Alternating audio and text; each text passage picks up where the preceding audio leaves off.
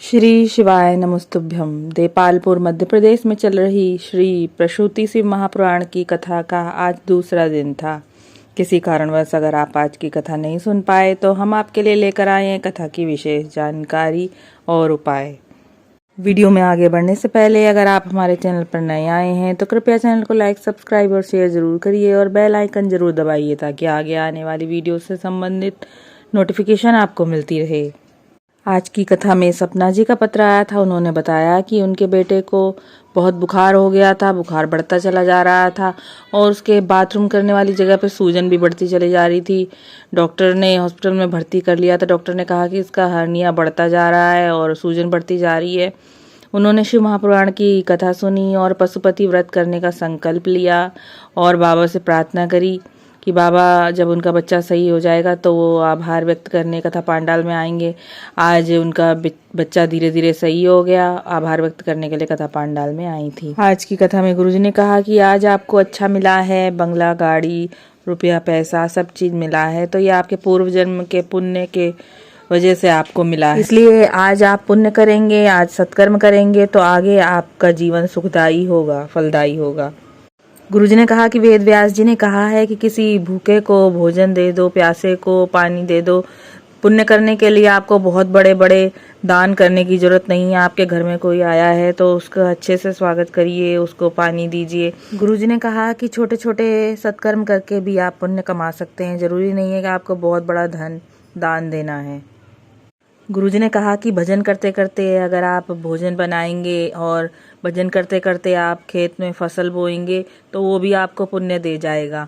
पुण्य कमाने के लिए आपको बहुत ज़्यादा प्रयत्न करने की जरूरत नहीं है, केवल प्रभु का नाम स्मरण करने की जरूरत है। गुरुजी ने कहा कि कुछ हमारे पुण्य होते हैं पूर्व जन्म के, तभी हम कथा भागवत में पहुंच पाते हैं। आज की कथा में गुरुजी ने कहा कि भगवान शिव ने ब्रह्मदेव को सृष्टि रचने का कार्य दिया था और उन्होंने अर्धनारीश्वर रूप में ब्रह्मदेव को दर्शन दिए। उससे ब्रह्मा जी ने सबसे पहले किन्नर बनाए। तब शिव जी ने ब्रह्मदेव से पुरुष और स्त्री को अलग अलग बनाने के लिए उनको ज्ञान दिया। तब ब्रह्मदेव ने प्रथम पुरुष मनु और प्रथम स्त्री शतरूपा जी को बनाया। आज की कथा में गुरुजी ने कहा कि सबसे पहले ब्रह्मा जी ने किन्नर ही बनाए थे, इसलिए सबसे पहली रचना उनकी किन्नर है। उन पर आपको हंसने की जरूरत नहीं है। कोई विकलांग हो, मोटा हो, कुरूप हो या किसी को कोई कष्ट हो, किसी को भी देखकर आप हंसे नहीं। भगवान कृष्ण भी एक बार किसी किन्नर को देखकर हंसे थे। इस पर उन्हें शिव जी ने एक बार किन्नर बनने का श्राप दिया था। आज की कथा में गुरुजी ने कहा कि स्कंद पुराण में लिखा है कि वैशाख माह में भगवान शिव को मिट्टी के किसी भी पात्र का जल अवश्य चढ़ाएं। उससे क्या होता है कि परिवार में कोई भी व्यक्ति अगर अधोगति में गया है या कुंवारा गया है तो उससे उसको मुक्ति मिल जाती है, उसका मोक्ष हो जाता है। गुरुजी ने कहा कि जो कुंवारा इंसान मरता है उसको मुक्ति नहीं मिल पाती है, उसका पिंडदान नहीं हो पाता, ना ही उसके लिए श्राद्ध हो पाता है।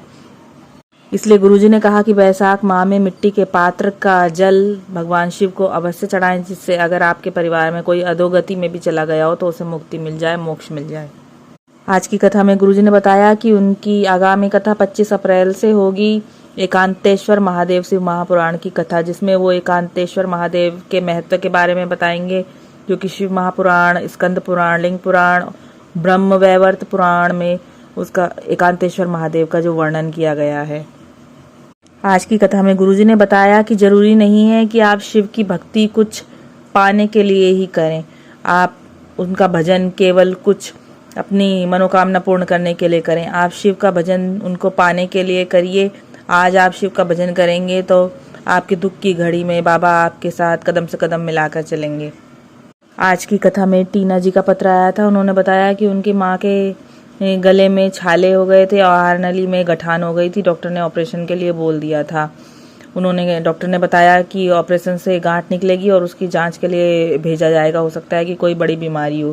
टीना जी ने बताया कि उनके परिवार के लोगों ने पशुपति व्रत का संकल्प लिया और सीहोर से रुद्राक्ष मंगाकर उसका जल शिव जी को चढ़ाते और अपनी माता को देती थी। भोले बाबा की कृपा से उनका गले का छाला ठीक हो गया और गले की जो गठान थी वो भी धीरे धीरे ठीक हो गई। आभार व्यक्त करने के लिए कथा पांडाल में आई थी। आज की कथा में उर्मिला जी का पत्र आया था। उन्होंने बताया कि वो 2 वर्ष से भोलेनाथ की शिव महापुराण की कथा सुन रही हैं उन्होंने कहा कि उनका बेटा 4 वर्ष से नौकरी के लिए भटक रहा है, लेकिन जॉब नहीं उसकी लग पा रही थी। फिर उन्होंने शिव महापुराण की कथा सुनी और सीहोर गई थी वो, और बाबा से प्रार्थना करी कि बाबा उनके बेटे की नौकरी लग जाए। उनके बेटे की तमन्ना थी विदेश में नौकरी करने की, और उन्होंने संकल्प लिया कि बाबा अब मेरे बेटे की नौकरी लग जाए तो मैं पंडाल में बैठकर कथा सुनूंगी। उनके बेटे की नाइजीरिया में नौकरी लग गई। आभार व्यक्त करने के लिए वो कथा पंडाल में आई थी कथा सुनने के लिए। आज की कथा में गुरुजी ने बताया कि एक दिन की कथा 22 अप्रैल को शिव महापुराण शिव चर्चा के बारे में होगी, जिसका प्रसारण 1 बजे से 4 बजे तक टीवी में आस्था चैनल पर होगा। तो ये थी आज की कथा से जुड़ी विशेष जानकारी और उपाय। आशा करती हूँ कि ये वीडियो आपके लिए उपयोगी रहा होगा।